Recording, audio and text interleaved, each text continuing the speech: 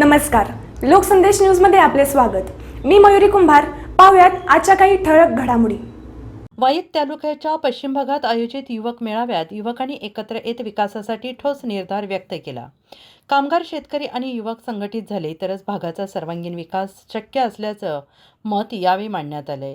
या मेळाव्यात वारंवार खंडित होणारा वीज पुरवठा, खराब रस्ते आणि जांभळी परिसरातील शेती पाण्याचा प्रलंबित प्रश्न यावर चर्चा करण्यात आली आणि या समस्यांचा थेट परिणाम रोजगार शेतीवर होत असल्याचे सांगण्यात आले। यावेळी संग्राम कदम यांनी युवकांना मार्गदर्शन करत हक्कांसाठी युवकांनी एकजुटीने लढा उभारावा असे आवाहन केले आहे।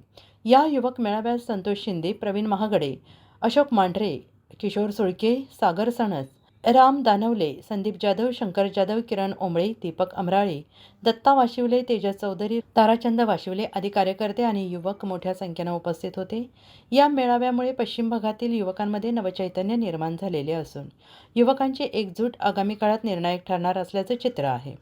सातारा वाई प्रतिनिधी प्रवीण नवघरे यांचा रिपोर्ट।